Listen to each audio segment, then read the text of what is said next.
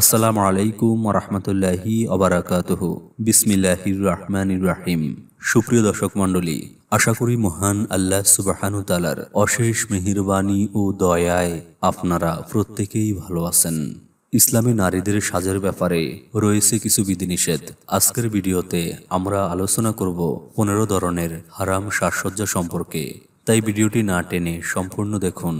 প্রথমে আমাদেরকে ধারণা নিতে হবে ইসলামে কি সাজসজ্জার অনুমতি দেয় কিনা। এর উত্তর হবে হ্যাঁ। ইসলাম নারীকে বৈধ সাজসজ্জা করতে নিষেধ করেনি, বরং বিবাহিত নারীকে তার স্বামীর নিকট সুসজ্জিত ও পরিপাটি হয়ে থাকার জন্য বিশেষভাবে উৎসাহিত করা হয়েছে।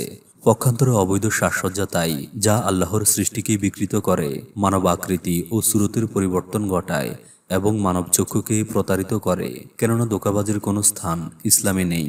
আল্লাহ তাআলা বলেন, তারা আল্লাহকে বাদ দিয়ে কেবল নারীকে আহ্বান করে। বস্তুত তারা কেবল অবাধ্য শয়তানের পূজা করে। আল্লাহ তাকে অভিসম্পাত করেছেন, আর সে বলেছিল যে অবশ্যই আমি তোমার বান্দাদের মধ্য থেকে একটা নির্দিষ্ট অংশকে আমার দলে টেনে নেব।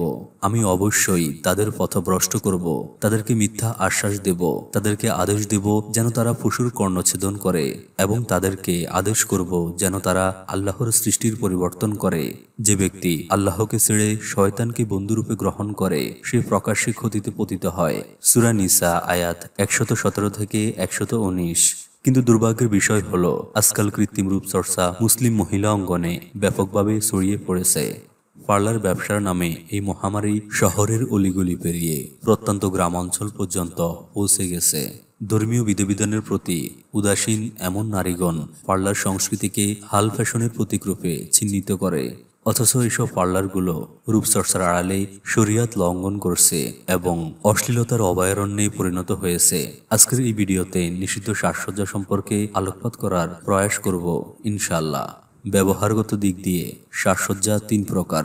1 নম্বর মুবাহ সাজসজ্জা, 2 নম্বর মুস্তাহাব সাজসজ্জা, 3 নম্বর হারাম সাজসজ্জা। মুবাহ সাজসজ্জা এটা এমন এক সাজসজ্জা যা শরীয়তে বৈধ এবং তা করার ব্যাপারে শরীয়ত নারীকে অনুমতি প্রদান করেছে। এর অন্তর্ভুক্ত হচ্ছে যথাযোগ্য স্থানে তথা স্বামী ও মাহারামের নিকটে নারীর সৌন্দর্য প্রকাশ, রেশমি বস্ত্র এবং অলংকার পরিধান করা, আতর বা সুগন্ধি ব্যবহার ইত্যাদি। এই বৈধ সাজসজ্জাকারী সওয়াব পায় না এবং এটা পরিহার করার কারণে সে নারী গুনাহগারও হয় না। মুস্তাহাব সাজসজ্জা এটা এমন এক সাজসজ্জা যা করতে শরীয়তে উৎসাহিত ও অনুপ্রাণিত করা হয়েছে।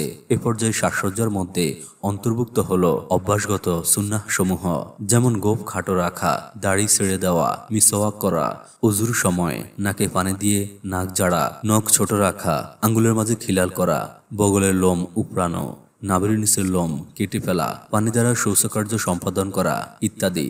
আবু দাউদ হাদিস নাম্বার 53। মুস্তাহাব বলতে বোঝায় যা করলে নেকি রয়েছে কিন্তু তা ত্যাগ করলে শাস্তি হবে না। 3 নম্বর হারাম সাজসজ্জা এটা এমন এক সাজসজ্জা যা শরীয়তে নিষিদ্ধ করা হয়েছে, যার ব্যাপারে হুঁশিয়ারি উচ্চারণ করা হয়েছে, যেমন ভ্রু উপড়ানো, নকল চুল লাগানো, পুরুষ ও কাফিরদের সাদৃশ্যপূর্ণ পোশাক পরিধান করা ইত্যাদি। হারাম হচ্ছে যা করলে শাস্তি দেওয়া হয় এবং শরীয়তের নির্দেশে পালনার্থে তা ত্যাগ করলে নেকি অর্জিত হয়। সাজসজ্জা ও অপচয় ইসলাম মধ্যপন্থী জীবন ব্যবস্থা। জীবনের সর্বক্ষেত্রে মধ্যপন্থী হওয়াকে ইসলাম পছন্দ করে। যুবতীরা সাজসজ্জা ও সৌন্দর্যবর্ধক কাজ করতে পছন্দ করে, কিন্তু এক্ষেত্রে মধ্যপন্থী ও মিতব্যয়ী হওয়া জরুরি। যারা অপচয় না করে পানাহার ও পরিচ্ছদ গ্রহণ করে তাদের প্রশংসা করে আল্লাহ তাআলা বলেন, তারা যখন ব্যয় করে তখন অপব্যয় করে না অথবা কৃপণতাও করে না, বরং তারা এই উভয়ের মধ্যবর্তী অবস্থায় থাকে। সূরা ফুরকান আয়াত 67। রাসূলুল্লাহ সাল্লাল্লাহু আলাইহি সাল্লাম বলেন, তোমরা পানাহার করো, পোশাক পরিধান করো এবং দান খয়রাত করো, অপচয় করো না এবং অহংকার মুক্ত থাকো। নাসাই হাদিস নাম্বার 2559, ইবনে মাজাহ হাদিস নাম্বার 3605, মিশকাত হাদিস নাম্বার 4381। হযরত ইবনে আব্বাস রাদিয়াল্লাহু তাআলা বলেন, যা ইচ্ছে খাও, পরিধান করো, তবে যেন দুটি জিনিস তোমাকে ত্রুটিযুক্ত না করে, এক হলো অপচয় এবং দ্বিতীয়ত অহংকার। সুতরাং পরিমিত খরচের মাধ্যমে প্রয়োজনীয় বৈধ সাজসজ্জা করা মুসলিম নারীদের জন্য একান্ত কর্তব্য, কিন্তু এসব সাজসজ্জায় অহংকার যুক্ত হলে তা হারাম হয়ে যাবে। সাজসজ্জার উদ্দেশ্য কি? সাজসজ্জার উদ্দেশ্য হল মুসলিম নারীদের যাবতীয় সাজসজ্জা ও শোভা সৌন্দর্য স্বামীর মনোরঞ্জনের জন্যই হবে। যেমন আল্লাহ তাআলা বলেন, আর তারা যেন তাদের সৌন্দর্য প্রকাশ না করে তাদের স্বামীর নিকটে ব্যতীত। সূরা নূর আয়াত 31। একদা রাসূলুল্লাহ সাল্লাল্লাহু আলাইহি সাল্লামকে জিজ্ঞেস করা হলো, কোন নারী উত্তম? তিনি উত্তরে বললেন, যে নারী স্বামীকে আনন্দিত করে যখন সে স্বামী তার দিকে তাকায়। নাসাই হাদিস নাম্বার 3231, মিশকাত হাদিস নাম্বার 3227, সহিয়া হাদিস নাম্বার 1838। উক্ত হাদিস দ্বারা প্রতীয়মান হয় যে নারীরা স্বামীকে খুশি করার জন্য নিজে সুসজ্জিত হবে এবং নিজের সৌন্দর্যকে ফুটিয়ে তুলবে। নারীর রূপ লাবণ্য, শোভা সৌন্দর্য ও কমনীয়তা নারীর গর্ব। তার এই রূপ যৌবন দেওয়া হয়েছে কেবল তার স্বামীর জন্য। স্বামীকে সে রূপ উপহার দিতে না পারলে নারী জীবনের কোনো মূল্যই থাকে না। সুতরাং অঙ্গ যার জন্য নিবেদিত, অঙ্গরাগও তার জন্যই নির্দিষ্ট হবে, এটাই স্বাভাবিক। স্বামী ব্যতীত অন্য কারো জন্য অঙ্গসজ্জা করা এবং তা প্রদর্শন করা বৈধ নয়। কালের পরিক্রমায় নারীদের মেকআপ ও প্রসাধন সামগ্রীর বৈচিত্র্য বেড়েছে। এগুলোর মধ্যে হালাল হারামের বিধান হলো ওই প্রসাধনী ব্যবহারে যেন অঙ্গের বা ত্বকের কোনো ক্ষতি না হয়, ওই দ্রব্যে যেন কোনো প্রকার অবৈধ বা অপবিত্র বস্তু মিশ্রিত না থাকে এবং তা যেন বিজাতীয় মহিলাদের বৈশিষ্ট্য না হয়, যেমন সিঁদুর, শাখা, টিপ প্রভৃতি, এবং তা যেন বেগানার সামনে প্রকাশ না পায়। ফাতোয়া ইবনে উসাইমিন 2/771। সুতরাং শরীয়তের সীমার মধ্যে থেকে নারী যে কোনো প্রসাধনী কেবল স্বামীর মন আকর্ষণের জন্য ব্যবহার করতে পারে। তার সামনে পরিধান করতে পারে যে কোনো পোশাক কেবল তার মনোরঞ্জনের জন্য। এই সাজসজ্জাতেও লুকিয়ে থাকে ভালোবাসার রহস্য। পক্ষান্তরে স্ত্রী যদি স্বামীর জন্য অঙ্গসজ্জা না করে, বরং কেবল বাহিরে গেলে বা অন্য কারোর জন্য প্রসাধনী ব্যবহার করে, তবে নিশ্চয়ই সে নারী স্বামীর প্রেম ভালোবাসার বিরোধী। নতুবা সে স্বামীর প্রেম ও দৃষ্টি আকর্ষণকে জরুরি মনে করে না। এমন নারী হতভাগী ছাড়া আর কিছুই নয়। সে জানে না যে তার নিজের দোষে স্বামী অন্য নারীতে আসক্ত হয়ে পড়তে পারে, দ্বিতীয় বিবাহ করতে পারে, অথবা স্বামী পরকীয়ায় আসক্ত হয়ে যেতে পারে। সাজসজ্জার ক্ষেত্রে লক্ষ্য রাখতে হবে যে তাতে যেন শরীরের অঙ্গ প্রত্যঙ্গ দৃশ্যমান না হয়, বরং সম্পূর্ণরূপে সমস্ত দেহ আবৃত থাকে। তদ্রূপ পোশাক যেন আটশাট ও কাফিরদের সাথে সাদৃশ্যপূর্ণ না হয়। সেই সাথে পোশাকে যাতে বিভিন্ন ধরনের ছবি মূর্তি অঙ্কিত না থাকে সেদিকেও লক্ষ্য রাখতে হবে। প্রসাধনীতে যেন হারাম ও ক্ষতিকর কিছু মিশ্রিত না থাকে। সুপ্রিয় দর্শক, এখন আমরা জানব নিষিদ্ধ সাজসজ্জা সম্পর্কে। মেয়েদের জন্য বা স্ত্রী লোকদের জন্য যেসব সাজসজ্জা নিষিদ্ধ তার মধ্যে 15টি উল্লেখ করা হলো। প্রথমত, বিভিন্ন প্রসাধনী, অঙ্গরাগ ও অলংকার। চোখের পাতায় অতিরিক্ত লেশ বা লোম লাগানো বৈধ নয়, কারণ তা পরচুলার সাদৃশ্য বহন করে। রাসূল করিম সাল্লাল্লাহু আলাইহি সাল্লামের বাণী অনুযায়ী এ ধরনের প্রসাধনী ব্যবহারকারিণী অর্থাৎ সেই রমণী অভিশপ্ত। মুহাম্মদ সালেহ আল মুনাজ্জিদ, ফাতোয়া নাম্বার 39301। স্বামীর দৃষ্টি ও মন আকর্ষণের জন্য ঠোঁট পালিশ, গাল পালিশ প্রভৃতি অঙ্গরাগ ব্যবহার করা বৈধ, যদি তাতে কোনো প্রকার হারাম বা ক্ষতিকর পদার্থ মিশ্রিত না থাকে। মাজমু ফাতোয়া 2/829। নখ কেটে ফেলা মানুষের এক প্রকৃতিগত রীতি। প্রতি সপ্তাহে একবার না পারলেও 40 দিনের ভিতর তা কেটে ফেলতে হয়। মুসলিম, আবু দাউদ, নাসাই, তিরমিজি, আদাবুজ জিফাফ, পৃষ্ঠা 206। কিন্তু এই প্রকৃতির বিরোধিতা করে কতক মহিলা নখ লম্বা রাখে, যাতে সৌন্দর্য আছে বলে তারা মনে করে। নিছক পাশ্চাত্যের নারীদের অনুকরণে লম্বা নখে নেইল পলিশ লাগিয়ে বন্য সুন্দরীর সাজে তারা। রাসূল করিম সাল্লাল্লাহু আলাইহি সাল্লাম বলেন, যে ব্যক্তি যে জাতির অনুকরণ করে সে সেই জাতির অন্তর্ভুক্ত। আবু দাউদ হাদিস নাম্বার 4031, আদাবুজ জিফাফ পৃষ্ঠা 205। নেইল পলিশ ব্যবহার বৈধ নয়, কারণ এতে অজুর অঙ্গে পানি প্রবেশ করে না। এরপরও যদি ব্যবহার করে তবে অজুর পূর্বে তা তুলে ফেলতে হবে, নচেত অজু হবে না। সূত্র ইলা রাব্বাতিল খুদুর পৃষ্ঠা 101। এজন্য উত্তম হলো মাসিকের কয়েকদিন আপনি ব্যবহার করতে পারেন, তবে মাসিক থেকে পবিত্র হওয়ার জন্য ফরজ গোসলের পূর্বেই অবশ্যই তা তুলে ফেলতে হবে। মহিলাদের চুলে ও হাতে ও পায়ে মেহেদি ব্যবহার করা বৈধ, বরং মহিলাদের নখ সর্বদা মেহেদি রং দ্বারা রাঙিয়ে রাখাই উত্তম। মিশকাত হাদিস নাম্বার 4467। মেহেদিতে পানি আটকায় না, সুতরাং তা না তুলে অজু গোসল হয়ে যায়। ফাতোয়াল মারা পৃষ্ঠা 26। পায়ে বাজনাবিহীন নুপুর পরা বৈধ। বাজনা থাকলে বাইরে যাওয়া অথবা বেগানার সামনে শব্দ করে চলা হারাম। শুধুমাত্র স্বামী বা এগানার সামনে বাজনাওয়ালা নুপুর ব্যবহার করা যায়। ফাতোয়াল মারা পৃষ্ঠা ৮০। অতিরিক্ত উঁচু সরু হিল পরা জুতা এটি পরা বৈধ নয়, কারণ এতে নারীর চলনে দৃষ্টি আকর্ষণ ভঙ্গিমা সৃষ্টি হয়, যাতে পরপুরুষ প্রলুব্ধ হয়। ইলা রাব্বাতিল খুদুর পৃষ্ঠা নম্বর ৮৬। দ্বিতীয়ত, নগ্ন বা অর্ধনগ্ন হওয়া। নগ্ন বা অর্ধনগ্ন হয়ে বাড়ির বাইরে ঘোরাফেরা করা মুসলিম নারীদের জন্য জায়েজ নয়। আল্লাহ তাআলা বলেন, আর তোমরা গৃহে অবস্থান করবে প্রাচীন জাহেলি যুগের ন্যায় সৌন্দর্য প্রদর্শন করে বেরিয়েও না। সূরা আহজাব আয়াত নম্বর ৩৩। অন্যত্র তিনি বলেন, আরে তুমি মুমিন নারীদের বলে দাও তারা যেন তাদের দৃষ্টিকে নত রাখে এবং তাদের লজ্জাস্থান সমূহের হেফাজত করে, আর তারা যেন তাদের সৌন্দর্য প্রকাশ না করে, তবে যেটুকু স্বাভাবিকভাবে প্রকাশ পায় সেটুকু ব্যতীত, আর তারা যেন তাদের মাথার কাপড় বক্ষদেশের উপর রাখে। সূরা নূর আয়াত ৩১। মহিলাদের জন্য বাড়িতে অবস্থান করা আবশ্যক। যদি জরুরি কোনো কারণে বাইরে যেতেই হয় তাহলে শরিয়া অনুযায়ী পর্দা বজায় রেখে যেতে হবে, কিন্তু বর্তমানে নারীরা বাইরে বের হয় নগ্ন বা অর্ধনগ্ন হয়ে। শাড়ি পরলে পেটের অর্ধেক বের হয়ে থাকে, থ্রি পিস পরলে ওড়না ভালোভাবে পরিধান করে না, কোনো মতে বুকের উপরে ফেলে রাখে, কেউ বা নেট জাতীয় পোশাক পরিধান করে যাতে তাদের শরীরের বিভিন্ন অঙ্গ প্রত্যঙ্গ দৃশ্যমান হয়, আবার কেউ বা স্টাইলিশ বোরকা পরিধান করে, এতেও শরীরের বিভিন্ন অঙ্গ প্রত্যঙ্গ দৃশ্যমান হয়, যা পর্দার সাথে তামাশা করার নামান্তর। এ সমস্ত নারীদের পরিণতি সম্পর্কে রাসূল করিম সাল্লাল্লাহু আলাইহি সাল্লাম বলেন, দুই শ্রেণীর লোক জাহান্নামী যাদেরকে আমি এখনো দেখিনি। ১ নাম্বার, এমন সম্প্রদায় যাদের হাতে গরু তাড়ানোর লাঠি থাকবে যা দ্বারা তারা মানুষকে প্রহার করবে।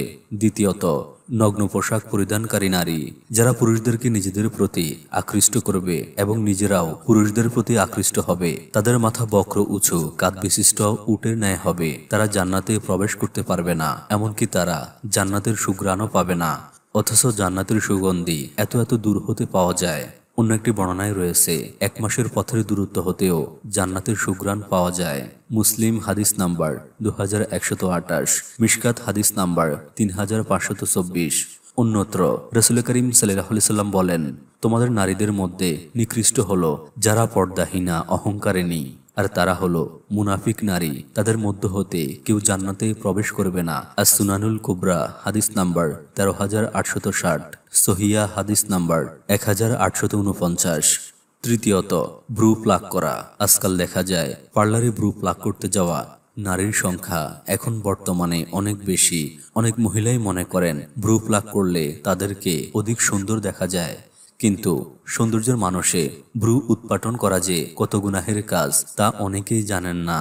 একদিকে পৃথিবীর সকল মানুষ যদি বলে ব্রু শুরু করায় নারীদের বেশ সুন্দর দেখায়, অন্যদিকে আল্লাহ তাআলা যদি বলেন এ কাজে তিনি অসন্তুষ্ট হন, তাহলে তারা কি অর্জন করবে? আল্লাহর ক্রোধ ও অসন্তোষ ছাড়া অন্য কিছুই নয়। ব্রু ছেটে ফেলা বা উৎপাটন করার মাধ্যমে আল্লাহর সৃষ্টিকে পরিবর্তন করা হয়, আর এই কাজে শয়তান মানুষকে পরচিত করে, যেমনটা মহান আল্লাহ তাআলা আমাদেরকে জানিয়েছেন। আমি তাদেরকে আদেশ করব যেন তারা আল্লাহর সৃষ্টি পরিবর্তন করে। সূরা নিসা আয়াত ১১৯।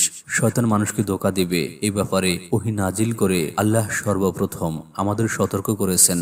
এরপরও যে আল্লাহর পথ ছেড়ে শয়তানের পথে হাঁটবে তার জন্য রয়েছে কঠিন শাস্তি। তার ঠিকানা হলো জাহান্নাম, সেখান থেকে সে অন্য কোনো আশ্রয়স্থল পাবে না। সূরা নিসা আয়াত ১২১। যারা ব্রু প্লাক করে এবং প্লাক করিয়ে নেয় তাদের উভয়কে রাসূলুল্লাহ সাল্লাল্লাহু আলাইহি সাল্লাম অভিসম্পাত বা নালত করেছেন। বুখারী হাদিস নাম্বার 5948, ফাতহুল বারী 10-377। অভিশাপ অর্থ আল্লাহর রহমত থেকে বঞ্চিত হওয়া। বান্দার জন্য সবচেয়ে বড় নিয়ামত হলো আল্লাহর রহমত বা অনুগ্রহ লাভ করা, কারণ রাসূলুল্লাহ সাল্লাল্লাহু আলাইহি সাল্লাম বলেছেন আল্লাহর রহমত ছাড়া কেউ জান্নাতে প্রবেশ করতে পারবে না। বুখারী হাদিস নাম্বার 5673, মুসলিম হাদিস নাম্বার 2816। যারা ব্রু প্লাক করে তাদের উচিত অত্র হাদিসের উপর গভীরভাবে দৃষ্টি নিবদ্ধ করে তাওবার মাধ্যমে আল্লাহর অনুগ্রহ লাভের চেষ্টা করা। স্বামী চাইলেও ব্রু শেষে শুরু করে সৌন্দর্য আনায়ন করা বৈধ হবে না, কারণ এতে আল্লাহর সৃষ্টিতে পরিবর্তন করা হয়। যারা এরূপ করে সে নারীদের প্রতি নবী সাল্লাল্লাহু আলাইহি সাল্লাম অভিশাপ করেছেন। সহিউল জামে হাদিস নাম্বার 5104। ফাতওয়াল মারাহ পৃষ্ঠা 72 এবং 94। কপাল শেষেও সৌন্দর্য আনায়ন করা অবৈধ। সিলসিলা সহিয়া 6692। উল্লেখ্য, যদি কারো ভ্রু বেশি হয় এবং চোখ পর্যন্ত নেমে আসে, দৃষ্টির উপর প্রভাব ফেলে, তবে যে পরিমাণ তার সমস্যা সৃষ্টি করে সে পরিমাণ কেটে ফেলাতে কোনো দোষ নেই। উসাইমিন মাজমু পাতোয়া 11-133। এছাড়া নারীদের মুখমণ্ডলে হরমোনজনিত কারণে পুরুষের মতো দাড়ি গোঁফ গজালে অথবা অস্বাভাবিক লোম উঠলে তা তুলে ফেলা বৈধ। শারহু মুসলিম 13-107। উল্লেখ্য, অনেক নারী স্বামীকে সন্তুষ্ট করার জন্য ভ্রু প্লাক করেন, চোখের পাতায় কৃত্রিম ল্যাশ লাগানো প্রভৃতিকে জায়েজ মনে করেন, কিন্তু এটা ঠিক নয়। যদি স্বামীকে সন্তুষ্ট করার জন্য আল্লাহর অবাধ্য হওয়া যেত, রাসূলুল্লাহ সাল্লাল্লাহু আলাইহি সাল্লামের পবিত্র জবানিতে তা অবশ্যই নিঃসৃত হতো। বরং তিনি বলেছেন, স্রষ্টার অবাধ্যতায় সৃষ্টির প্রতি কোনরূপ আনুগত্য নেই। নিশ্চয়ই আনুগত্য হলো কেবল ন্যায় কাজে। মিশকাত শরীফ হাদিস নাম্বার 3665। খেলাফায়ে রাশেদার যুগে বনু আসাদ গোত্রের উম্মে ইয়াকুব নামে এক মহিলা শুনতে পেলেন হযরত আব্দুল্লাহ ইবনে মাসউদ রাদিয়াল্লাহু তাআলা তিনি বলেন, যারা সৌন্দর্যের উদ্দেশ্যে ভ্রু উপড়ে ফেলে, দাঁত শুরু করে, আল্লাহর দৃষ্টি বদলে দেয়, তাদের প্রতি অভিসম্পাত বর্ষণ করেছেন। এই বক্তব্য শুনে উম্মু ইয়াকুব সোজা ইবনে মাসউদ রাদিয়াল্লাহু তাআলার বাড়িতে চলে আসেন। এসে জিজ্ঞেস করেন, এ কেমন কথা? ইবনে মাসউদ বললেন, কেন, আমি তাদেরকে অভিশাপ দেব না, যাদেরকে স্বয়ং আল্লাহর রাসূল সাল্লাল্লাহু আলাইহি সাল্লাম অভিশাপ দিয়েছেন এবং কোরআনে নিন্দা করা হয়েছে। তখন মহিলা বললেন, আল্লাহর কসম, আমি পূর্ণ কোরআন পাঠ করেছি, কিন্তু এ কথা কোথাও পাইনি। তিনি বললেন, আল্লাহর কসম, তুমি যদি তা পড়তে তবে অবশ্যই পেতে যে রাসূল আমাদেরকে যা দেন তা গ্রহণ করো, আর যা থেকে নিষেধ করেন তা থেকে বিরত থাকো। সূরা হাশর আয়াত 7। বুখারী শরীফ হাদিস নাম্বার 5939, মুসলিম হাদিস নাম্বার 5466, ইবনে মাজাহ হাদিস নাম্বার 1989, আবু দাউদ হাদিস নাম্বার 4169। চতুর্থ নাম্বার, পরচুলা লাগানো। বিয়ে উপলক্ষে বা অন্যান্য অনুষ্ঠানে চুলের গোছা ভারী বা দীর্ঘ দেখানোর জন্য অথবা টাক ডেকে রাখার জন্য নকল চুল লাগানো হয়। নারী পুরুষ উভয়ের জন্য পরচুলা লাগানো হারাম, কেননা তা প্রতারণার শামিল। শরীয়তের একটি অন্যতম মূলনীতি হলো, যে ব্যক্তি পাপ কাজে সহায়তা করবে সে পাপে লিপ্ত ব্যক্তির ন্যায় সমান পাপে পাপী। রাসূলুল্লাহ সাল্লাল্লাহু আলাইহি সাল্লাম বলেছেন, আল্লাহ তাআলা নালত করেন সেসব নারীদেরকে যারা নিজে পরচুলা লাগায় এবং যারা অন্যদেরকে লাগিয়ে দেয়। বুখারী হাদিস নাম্বার 5933, মুসলিম হাদিস নাম্বার 2122, ইবনে মাজাহ হাদিস নাম্বার 1987। জনৈক মহিলা রাসূলুল্লাহ সাল্লাল্লাহু আলাইহি সাল্লামের নিকট এসে জিজ্ঞেস করলেন, হে আল্লাহর রাসূল সাল্লাল্লাহু আলাইহি ওয়াসাল্লাম, আমার এক মেয়ের বসন্ত রোগ হয়ে মাথার চুল পড়ে গেছে, আমি তাকে বিয়ে দিয়েছি, তার মাথায় কি পরচুলা লাগাবো? তখন রাসূলুল্লাহ সাল্লাল্লাহু আলাইহি সাল্লাম বললেন, যে নিজে পরচুলা লাগায় এবং যে তা লাগিয়ে দেয় তাদের উভয়ের প্রতি আল্লাহর অভিসম্পাত। বুখারী হাদিস নাম্বার 5941, মুসলিম হাদিস নাম্বার 5458। হযরত আয়েশা রাদিয়াল্লাহু তাআলা আনহা বলেন, কোন এক আনসার মহিলা তার মেয়েকে বিয়ে দিলেন, কিন্তু তার মাথায় চুলগুলো উঠে যেতে লাগলো। এরপর সে রাসূলুল্লাহ সাল্লাল্লাহু আলাইহি সাল্লামের নিকট এসে এই ঘটনা বর্ণনা করলো। তার স্বামী আমাকে বলেছে যে আমি যেন আমার মেয়ের মাথায় কৃত্রিম চুল লাগিয়ে দিই। তখন রাসূলুল্লাহ সাল্লাল্লাহু আলাইহি সাল্লাম বললেন, না, তা করো না, কারণ আল্লাহ তাআলা এই ধরনের নারীদের উপর নালত বর্ষণ করেন যারা মাথায় কৃত্রিম চুল লাগায়। বুখারী শরীফ হাদিস নাম্বার 5934, মুসলিম হাদিস নাম্বার 5462। হুমায়দ ইবনে আব্দুর রহমান ইবনে আউফ রাদিয়াল্লাহু তাআলা বলেন, আমি যে বছর হজ করেছি সে বছরই মুয়াবিয়া রাদিয়াল্লাহু তাআলাকে মিম্বারে ভাষণ দিতে দেখেছি। তিনি তার একজন রক্ষীর হাত থেকে এক গোছা পরচুলা হাতে নিয়ে বললেন, হে মদিনাবাসী, তোমাদের আলেমগণ কোথায়? আমি রাসূলুল্লাহ সাল্লাল্লাহু আলাইহি সাল্লামকে এসব জিনিস ব্যবহার করতে নিষেধ করতে শুনেছি। তিনি বলেছেন, বনী ইসরাইল তখনই ধ্বংস হয়েছে যখন তাদের নারীরা এই ধরনের জিনিস ব্যবহার করা শুরু করেছে। বুখারী হাদিস নাম্বার 5932 এবং 5938, মুসলিম হাদিস নাম্বার 5471 এবং 5473। কৃত্রিম চুল বা পরচুলা বা টোসেল নিজের চুল বেশি দেখানোর উদ্দেশ্যে ব্যবহার করা হারাম। স্বামী চাইলেও তা লাগানো যাবে না। রাসূলুল্লাহ সাল্লাল্লাহু আলাইহি সাল্লাম বলেন, যে নারী তার মাথায় এমন চুল বাড়তি লাগায় যা তার মাথার নয়, সে তার মাথায় জালিয়াতি সংযোগ করে। সহিউল জামে হাদিস নাম্বার 2705। যে মেয়েরা মাথায় পরচুলা লাগিয়ে বড় খোপা প্রদর্শন করে, আল্লাহর রাসূল সাল্লাল্লাহু আলাইহি সাল্লাম তাদের উপর অভিসম্পাত করেছেন। সহিউল জামে হাদিস নাম্বার 5104।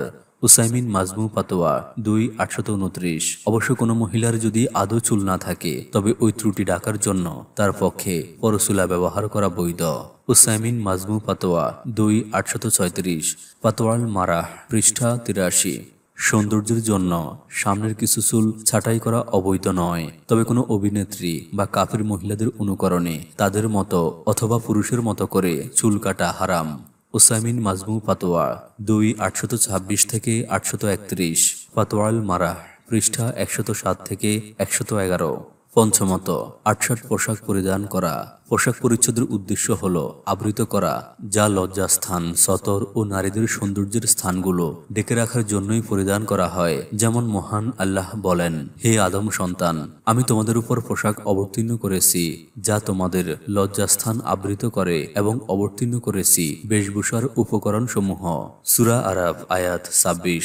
এই উদ্দেশ্যে ঢিলেঢালা ও পুরু পোশাক ব্যতীত পূরণ করা সম্ভব হয় না, কারণ আটশাট ও পাতলা পোশাক পরিধানে শরীরের বিভিন্ন আকর্ষণীয় অঙ্গ স্পষ্টরূপে দৃশ্যমান হয়। তাই এ ধরনের পোশাক পরিধান করা মুসলমান নারীদের জন্য জায়েজ নয়, যদিও তা মাহরাম পুরুষ এবং কোনো মহিলার সামনেও হয়, কেননা মহিলা তার অঙ্গ প্রত্যঙ্গের বর্ণনা নিজ স্বামীর কাছে পেশ করতে পারে। মহিলাদের সর্বাঙ্গ ডেকে চলার জন্য আল্লাহ নির্দেশ দিয়েছেন। তিনি বলেন, আর তারা যেন তাদের মাথার কাপড় বক্ষদেশের উপর রাখে। সূরা নূর আয়াত 31। সুতরাং যে পোশাক সৌন্দর্য প্রকাশিত হয় তা পরিহার করতে হবে। উল্লেখ্য, স্বামীর দৃষ্টি আকর্ষণের উদ্দেশ্যে বাড়ির অভ্যন্তরে পরিধান করা বৈধ, কিন্তু কোনো এগানা ও মহিলার সামনে, পিতামাতা বা সন্তানদের সামনেও তা ব্যবহার করা উচিত নয়। উসাইমিন মাজমু ফাতোয়া 2/825। তদ্রূপ কেবল স্বামীর দৃষ্টি আকর্ষণের জন্য অন্তর্বাস ব্যবহার করা বৈধ, অন্যকে ধোঁকা দেওয়ার উদ্দেশ্যে তা ব্যবহার করা বৈধ নয়। ফাতোয়ায়ে মারায়াতিল মুসলিমা সংকলনে আশরাফ আব্দুল মাকসুদ, প্রথম খণ্ড, পৃষ্ঠা নাম্বার 470। স্কার্ট ব্লাউজ বা স্কার্ট গেঞ্জি মুসলিম মহিলাদের পোশাক নয়। বাড়িতেও এগানার সামনে এমন পোশাক পরিধান করা উচিত নয়। তাদেরকে এমন পোশাক পরিধান করতে হবে যাতে করে তাদের গলা থেকে পায়ের গিট পর্যন্ত আবৃত থাকে। ফাতোয়াল মুহিম্মা পৃষ্ঠা 21। শার্ট প্যান্ট মুসলিম নারীদের পোশাক নয়। মহিলারা তা ব্যবহার করতে পারে না, যদিও ঢিলেঢালা হয় এবং টাইট ফিট না হয়, কারণ এগুলো পুরুষের পোশাক, আর পুরুষের বেশধারণী নারী অভিশপ্ত। আবু দাউদ হাদিস নাম্বার 4098, মিশকাত হাদিস নাম্বার 4469। ষষ্ঠ নাম্বার, পুরুষ এবং কাফিরদের সাদৃশ্যপূর্ণ পোশাক পরা। মুসলিম মহিলারা তাদের জন্য নির্ধারিত পোশাক পরিধান করবে, এটাই তাদের জন্য সমীচীন। পুরুষদের সাদৃশ্যপূর্ণ পোশাক পরিধানকারী নারীদের রাসূলুল্লাহ সাল্লাল্লাহু আলাইহি সাল্লাম অভিসম্পাত করেছেন।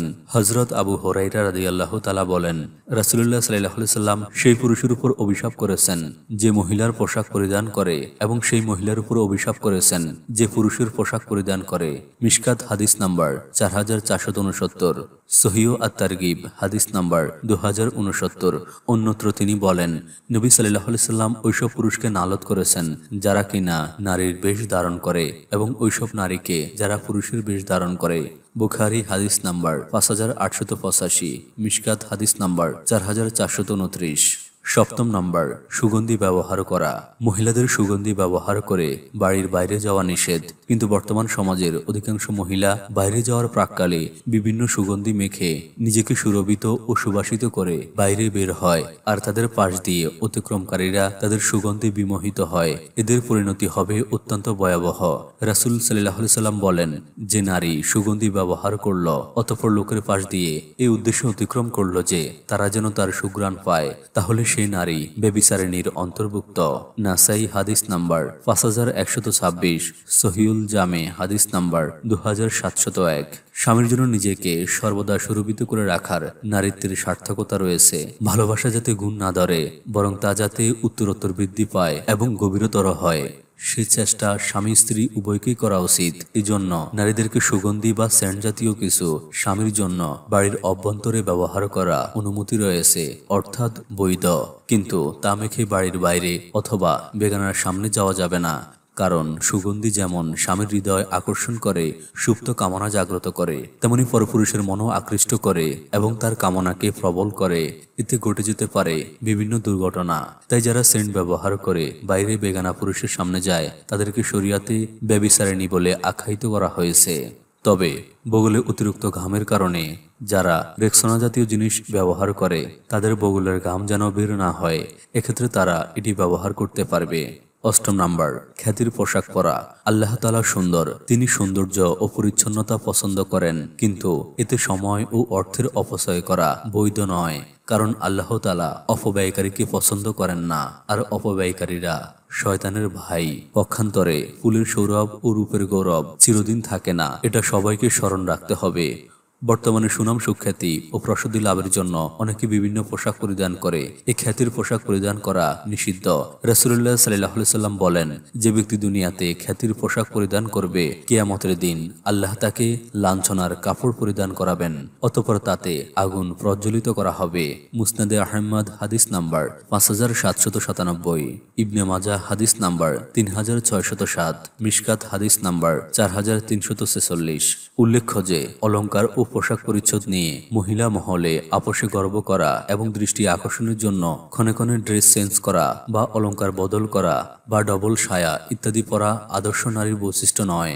গর্ব এমন এক কর্ম যাতে মানুষের সম্মান লোকের কাছে খর্ব হয়ে যায়।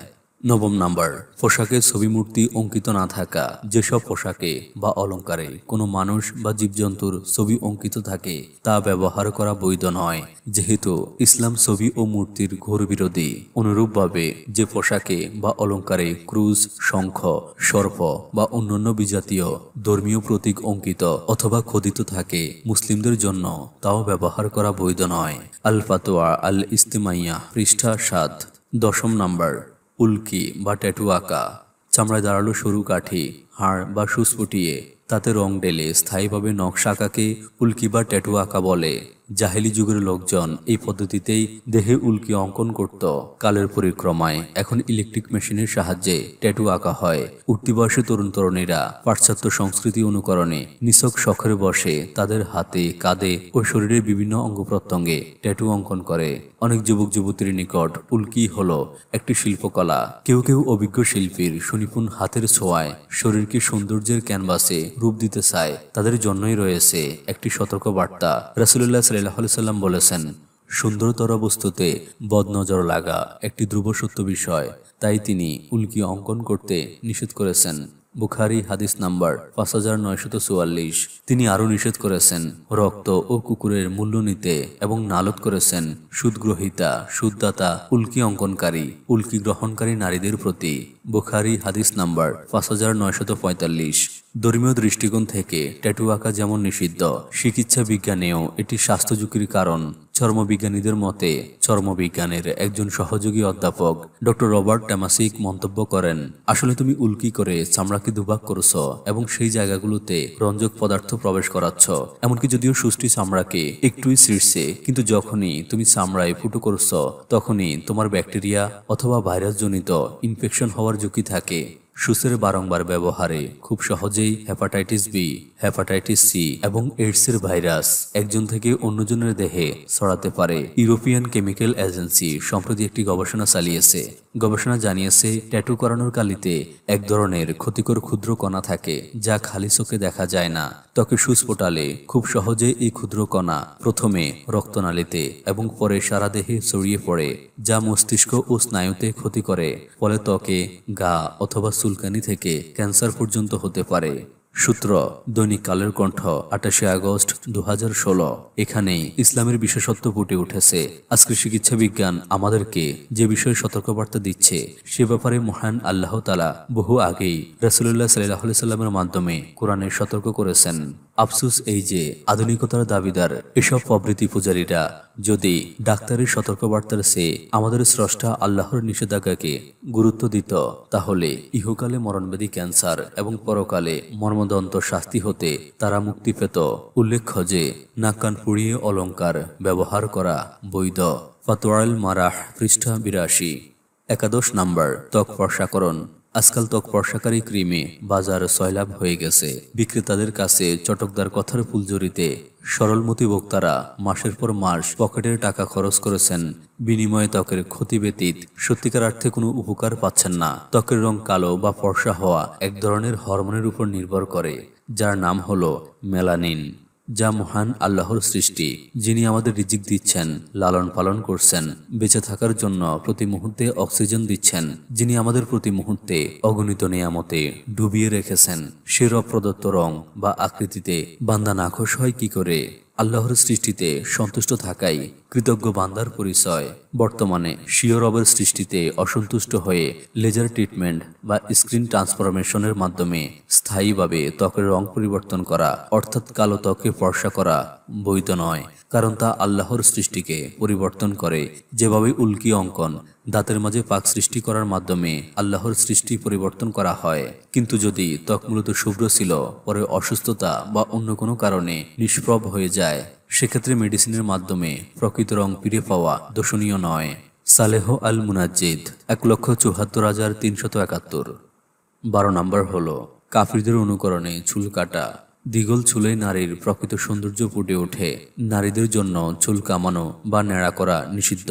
নারীগণ চুল কাটতে পারবে কিনা এ প্রশ্নের উত্তরে শায়খ বিন বাজ রহমতুল্লাহ আলাইহি বলেন, স্বামীর পছন্দ ও রুচিসম্মত হলে চুলের দৈর্ঘ্য কমানো দোষণীয় নয়। ফাতোয়ায়ে আল মারাতিল মুসলিমা ২/৫১৫।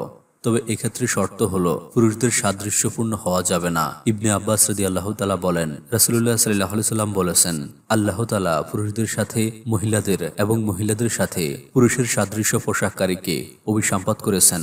মিশকাত হাদিস নাম্বার ৪৪২৯। অমুসলিমের সাথে সাদৃশ্যপূর্ণ হওয়া যাবে না। ইবনে ওমর রাদিয়াল্লাহু তাআলা বলেন, রাসূলুল্লাহ সাল্লাল্লাহু আলাইহি সাল্লাম বলেছেন, যে ব্যক্তি যে জাতির সাদৃশ্য অবলম্বন করবে সে তাদের দলভুক্ত। আবু দাউদ হাদিস নাম্বার ৪৩৪৭। যেমন ডায়না স্টাইলে চুল কাটা, খ্রিস্টানদের মতো বব কাটা, এরকম চুল রাখা ইত্যাদি। আর পশুর আকৃতিতে চুল কর্তন করা নিষিদ্ধ।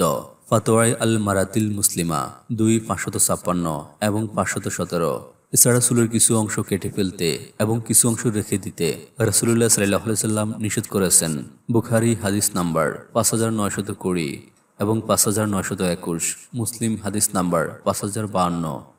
১৩ নাম্বার হলো কালো কলব ব্যবহার করা। নারী পুরুষ উভয়ের জন্য কালো কলব ব্যবহার করা নিষেধ। যারা কালো কলব ব্যবহার করবে তারা জান্নাতের সুগন্ধিও পাবে না, কারণ কালো কলব ব্যতীত যে কোনো রং ব্যবহার করা যাবে। মুসলিম হাদিস নাম্বার ৫৪০২, মিশকাত হাদিস নাম্বার ৪৪২৪ এবং ৪৪২৫। ১৪ নাম্বার ঘণ্টাযুক্ত নূপুর পরা। বাজনাদার নূপুর পরা বৈধ নয়। একদিন মা আয়েশা রাদিয়াল্লাহু তাআলা এর নিকট কোনো এক বালিকা বাজনাদার নূপুর পরে আসলে তিনি তাকে বললেন, খবরদার, তা কেটে না ফেলা পর্যন্ত আমার ঘরে প্রবেশ করবে না। অতঃপর তিনি বললেন, রাসূলুল্লাহ সাল্লাল্লাহু আলাইহি সাল্লাম ইরশাদ করেছেন, যে ঘরে ঘণ্টি থাকে সেই ঘরে রহমতের ফেরেশতারা প্রবেশ করে না। সুনানে আবু দাউদ হাদিস নাম্বার ৪২৩১। সুনানে নাসাই হাদিস নাম্বার ৫২৩৭। সহিহ মুসলিমে বর্ণিত, রাসূলুল্লাহ সাল্লাল্লাহু আলাইহি সাল্লাম ইরশাদ করেন, ঘণ্টি, বাজা, ঢুঙ্গুর ইত্যাদি হলো শয়তানের বাদ্যযন্ত্র। সহিহ মুসলিম হাদিস নাম্বার 2114। সে কারণে এই ধরনের সাজসজ্জা ব্যবহার সম্পূর্ণ হারাম। তবে একজন মুসলিম নারী পায়ের নূপুর পরিধান করতে পারে, তবে শর্ত হলো তাতে কোনো বাজনা থাকা যাবে না এবং তা কোনোভাবেই পরের পুরুষের সামনে প্রকাশ করা যাবে না। বরং স্বামী বা মাহরাম পুরুষ অথবা মহিলা অঙ্গনে পড়লে তাতে কোনো সমস্যা নেই। ১৫ নাম্বার কপালে টিপ পরা। অনেকের মতে কপালে টিপ না পড়লে হয়তোবা শ্বাসটা পূর্ণতা পায় না, কিন্তু কপালে টিপ পরার ক্ষেত্রে ইসলাম কি বলেছে? পবিত্র ইসলাম ধর্মে মেয়েদের কপালে টিপ পরাকে হারাম বলে ঘোষণা করা হয়েছে। আসুন আমরা জেনে নেই এই টিপ কোথা থেকে এসেছে, আর কেনই বা রাসূলুল্লাহ সাল্লাল্লাহু আলাইহি সাল্লাম নারীদের কপালের মধ্যখানে টিপ পরা নিষিদ্ধ ঘোষণা করেছেন। কারণ অতীতকালে সমাজে যারা অনৈতিক কার্যকলাপ করত তারা কপালে টিপ পরিধান করত। এছাড়া এর পেছনে একটি কাহিনী প্রচলিত রয়েছে।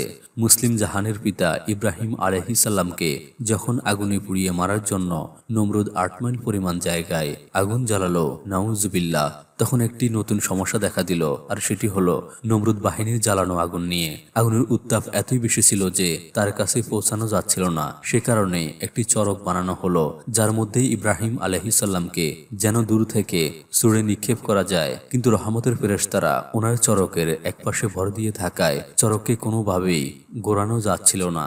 তখন শয়তান নমরুদকে কুবুদ্ধি দিয়েছিল যে সমাজে যারা অনৈতিক কার্যকলাপ করে এমন কয়েকজন মেয়ে নিয়ে এসে চরকের সামনে বসিয়ে দিতে, কারণ এই অবস্থায় রহমতের ফেরেশতারা আর থাকবে না। তখন তাই করা হলো এবং রহমতের ফেরেশতারা ওনাকে ছেড়ে চলে গেলেন। আর তখনই তারা মুসলিম জাতির পিতা ইব্রাহিম আলাইহিস সালামকে আগুনে নিক্ষেপ করতে সক্ষম হলো।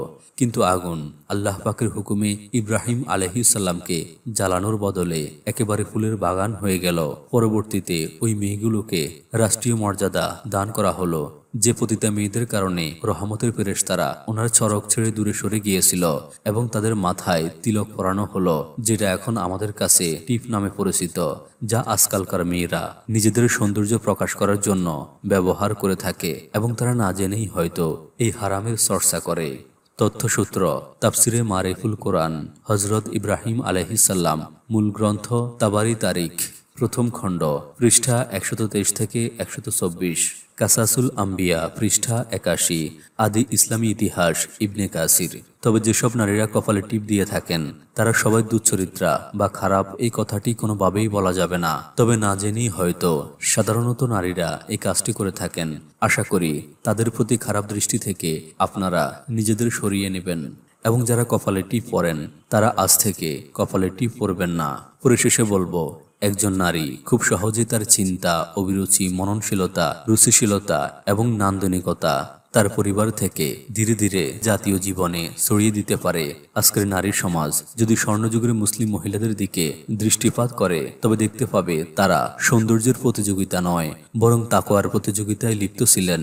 কে কার চেয়ে বেশি সুন্দর, এসব ঠুনকো বিষয়ে মাথা না খাটিয়ে ইসলামের পথে কিভাবে আত্মনিয়োগ করা যায় তারা সে কথা ভাবতেন।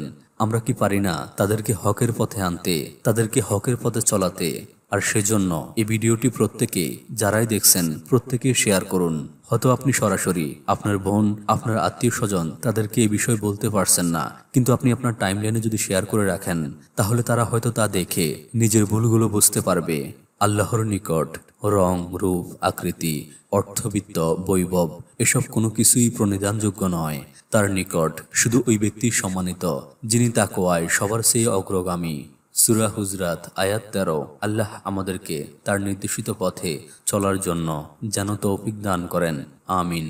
সুপ্রিয় দর্শক শ্রোতা, জানার স্বার্থে, দাওয়াতি কাজের স্বার্থে, মা বোনদের উপকারের স্বার্থে ভিডিওটি অবশ্যই শেয়ার করুন। হতে পারে আপনার একটা শেয়ারে বহু মা বোন এই বিষয়গুলো সম্পর্কে জানতে পারবে। আর যারা এই প্রথমবার আমাদের ভিডিও দেখছেন অনুগ্রহ করে আমাদের চ্যানেলটি সাবস্ক্রাইব করে রাখবেন এবং পাশে থাকা নোটিফিকেশন বেলটি অন করে দিন, যাতে করে আমরা পরবর্তী ভিডিও আপলোড দিলে আপনার নিকট সহজেই পৌঁছে যায়। আল্লাহ রাব্বুল আলামিন আমাদের প্রত্যেককেই যেন সুস্থ রাখেন, সুন্দর রাখেন, নিরাপদে রাখেন, এই কামনায় আজকের ভিডিওটি এখানেই সমাপ্তি। আসসালামু আলাইকুম ওয়া রাহমাতুল্লাহি ওয়া বারাকাতুহু।